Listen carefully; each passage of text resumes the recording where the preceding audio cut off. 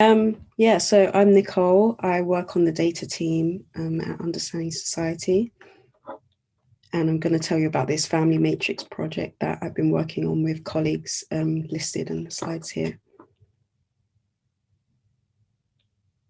Oh. Okay, so the aims of this family matrix are to create a crosswave file that contains familial relationships over time. We also want to generate a variable that will work as an origin household identifier.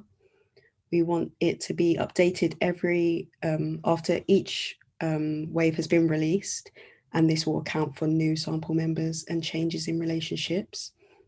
The file will also be in wide format, so it'll be unique on the person identifier, so each row would be a separate person. The file will also be time invariant, so we won't be giving start and end dates for relationships, but we will be providing syntax in our user guide so we can show you how to do that if you want to do that for your research.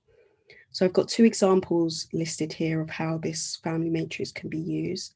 Firstly, family matching, so it'll be much easier to identify the PID-Ps of relations and then merge it into the existing data files, because this data already exists, but it requires complex code to actually get this information out. So we're kind of doing that part for you. And then generational analysis as well.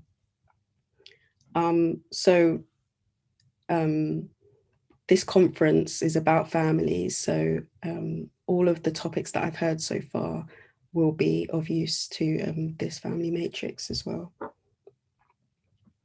So the OSM household identifier, it's an identifier that we use to track individuals who move in and out of the household. And everyone who moves in and out of that household will all get this same identifier. So when I say OSMs, I'm talking about our core sample members. And if you look at the user guide, it will give you more detail about how we generate those people. And anyone identified with the household will get that OSM ID, and it's not necessarily familial associations.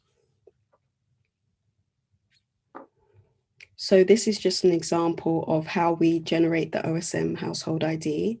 So in the first wave that the household is enumerated in, we generate a flag for the oldest person in the household, and that person's PID-P is used as the OSM household variable. So we want to stress that it's just a way to get a unique identifier. So it doesn't actually matter who in the household we pick to be that carrier. But yeah, it's just a quick way to generate a unique ID.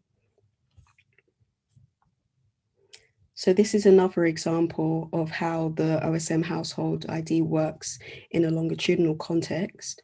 So we have the HID-P, which is the wave-specific household identifier, and that changes at every wave. So you can see in wave 1, there is a household here, and it has 2 parents and a child. And then you can see that they have this OSM ID here. And then in wave 5, one of the parents moves out. So you've got a parent and child here and another parent in a separate household. So here for wave 5, the HID-P is different from wave 1, and it's also different for these 2 households, but the OSM household ID stays the same.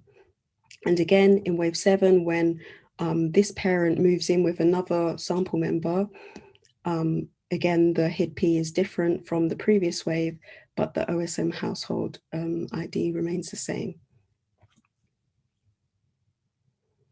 So I'm just going to talk about the sources of data that we use to generate this file.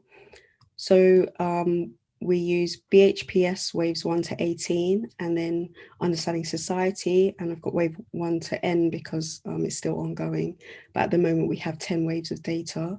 So this amounts to 56 data files. And we use indoor, which contains of all of our enumerated sample members, and ego-alt, which contains the relationships. So I've just got 4 relationships here at the moment. So partner, parent, step parent, grandparent, but we will have a lot more relationships. This we'll just have these four for the beta version, which I'll talk about a bit later.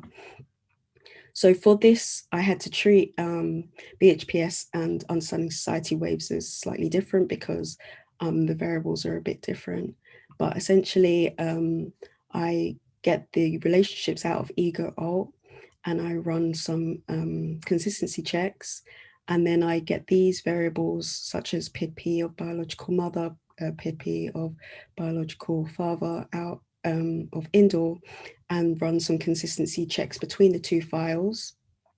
I then go longitudinally and run checks again between the 18 waves, and then put it all together and run some more cross-survey checks just to make sure that all of the relationships that we have are consistent and make sense. So this is an example of how the family matrix will look like.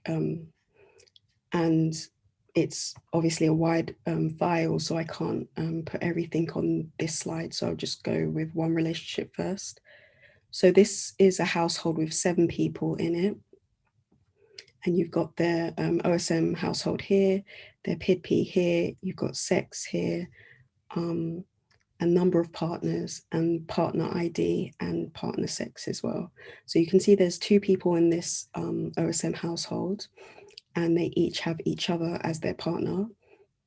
But you could also have partners who are their current partner as well listed here. I'm pressing the wrong thing.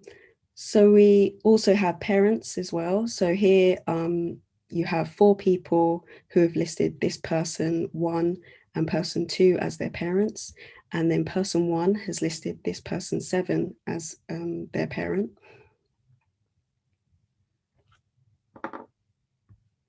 And then for grandparents, it's slightly different. Well, it's the same for this part, but it's slightly different here because we have this parents flag.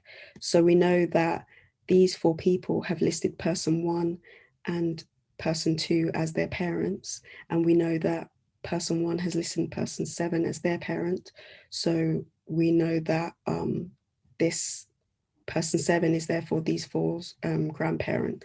So here, this flag shows that person 7 is their grandparent through person 1. So here it may seem like this is one household at one point in time, but we want to stress that this can contain anyone associated with that household. So if these 4 people then move out into separate households, they will still all be listed here under the same OSM household ID. So here's some quick figures for the initial beta family matrix. So we have about 150,000 people so far in the data. The OSM household with the most number of individuals is 19. So this is Understanding Society only, but I was working on it yesterday, and now I've added in BHPS, the number goes up to 66. So that shows the difference between a survey of 10 years and a survey of 30 years.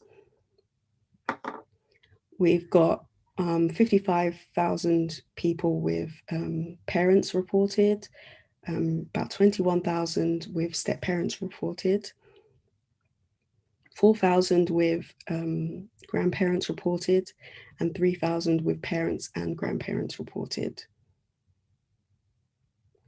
So still to do, we've still got to add some other relationships that we think will be important. So adoptive and step parents, siblings, and other relationships. We still have to do some consistency checks and corrections. We still want to add some other variables that may complement the file. So these sample related variables that exist in other files at the moment. We also want to generate some derived variables that will help make the file a bit easier to understand. We still need to confirm final variable names and labels. And we still need to write a user guide, and we want this to contain extra syntax. So some examples of syntax, like I mentioned before, are to show the current relationship. So it will list all of the partners over time, but you might want to know what is the current partner.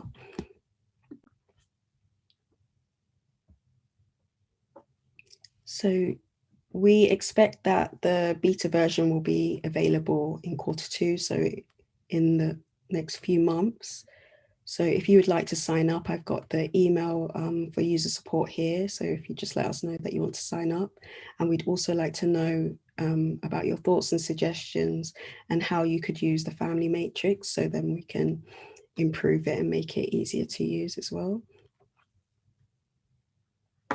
And I've just got some links here for the relevant user guide training and user support. And that's it.